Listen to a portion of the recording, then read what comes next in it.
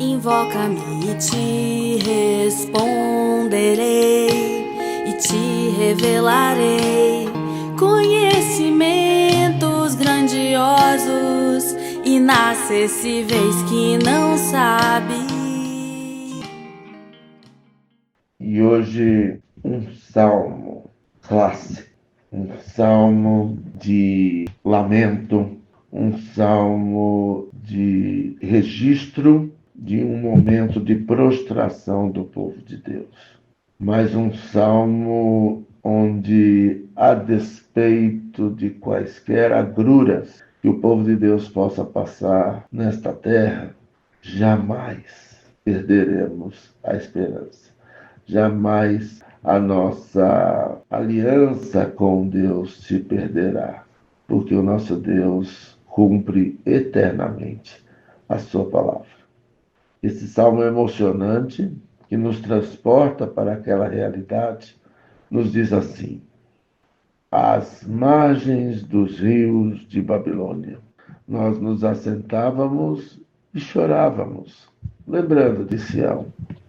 Nos salgueiros que lá havia, pendurávamos as nossas harpas, pois aqueles que nos levaram cativos nos pediam canções, e os nossos opressores que fôssemos alegres, dizendo: entoai-nos algum dos cânticos de Sião. Como, porém, haveríamos de entoar o canto do Senhor em terra estranha? Se eu de ti me esquecer, ó Jerusalém, que se resseque a minha mão direita. Apegue-se-me a língua ao paladar, se não me lembrar de ti. Se não preferir eu Jerusalém a minha maior alegria.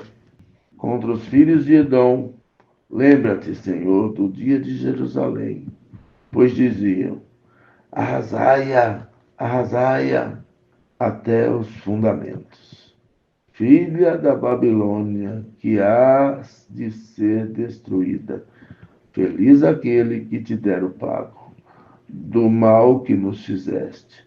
Feliz aquele que pegar teus filhos e esmagá-los contra a pedra. É um salmo muito forte.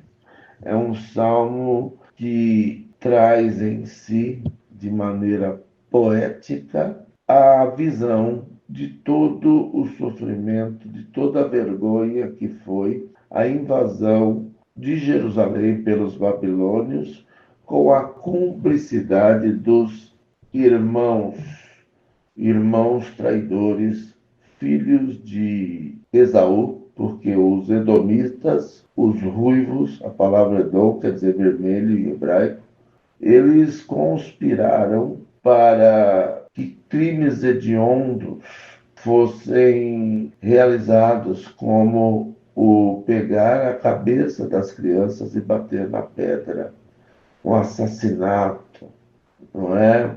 A queima, o saque do templo e o levar da liderança para a Babilônia, onde eles sentiam saudade da pátria, onde, além das humilhações, da subserviência diante do poderoso reino de Babilônia, um instrumento para juízo sobre o povo de Deus por conta dos seus pecados, por conta da violação da aliança com Deus. Eles conviviam com a zombaria do tipo: e aí, canta aí para nós um dos cânticos de Sião.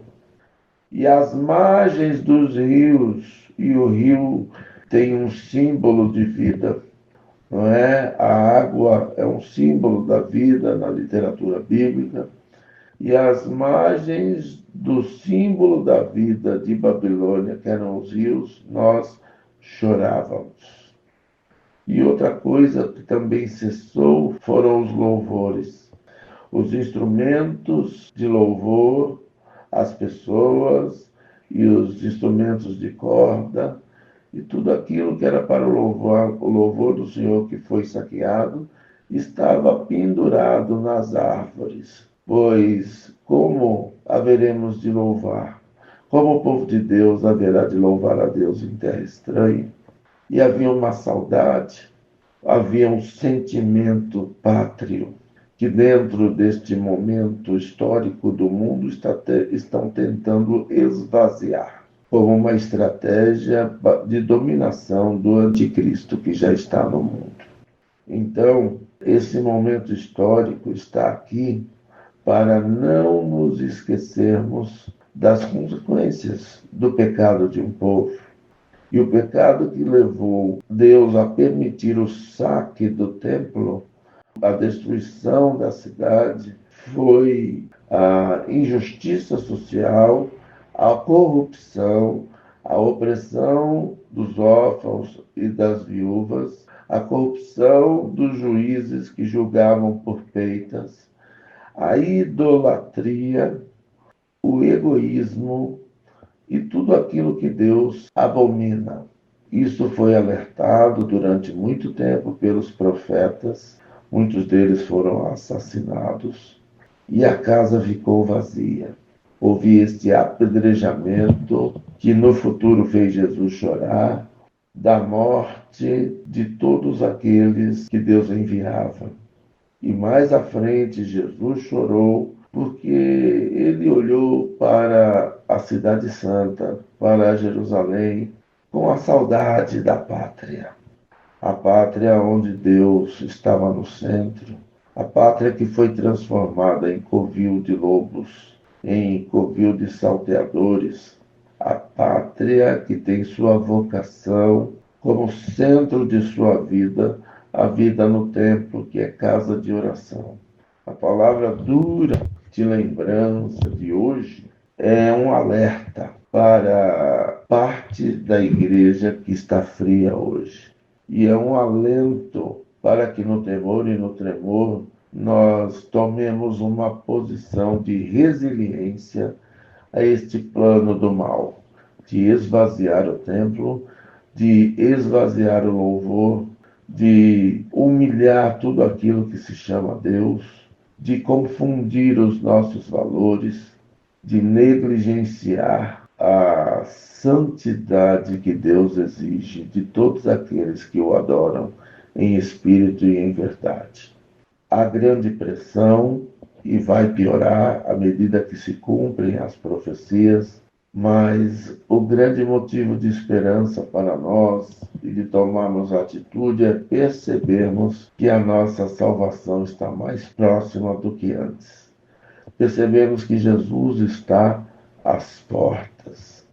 E bem-aventuradas as virgens prudentes, as pessoas que estão atentas aos sinais da sua vinda e que quando ele chegar, quando ele voltar para nos buscar, nos encontre vigiando, resistindo. E ele voltará para nos buscar em glória e nós o veremos. E todas estas coisas que nos fizeram chorar no passado, que nos fazem chorar no presente, estarão superadas, porque no céu, no lugar que o Senhor nos preparou, na nossa pátria celestial, na nossa pátria terrena, nos novos céus e na nova terra, é tudo alegria. Deus tem um compromisso com a alegria do seu povo, enxugando dos seus olhos todas as lágrimas.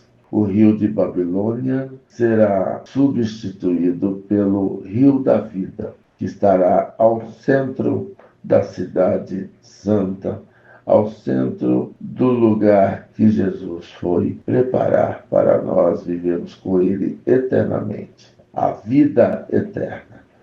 Em nome de Jesus, tenhamos no coração a visão e a experiência dessa bênção, para a glória de Deus e para a nossa alegria.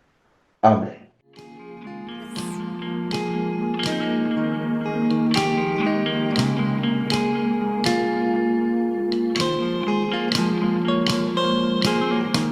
Invoca-me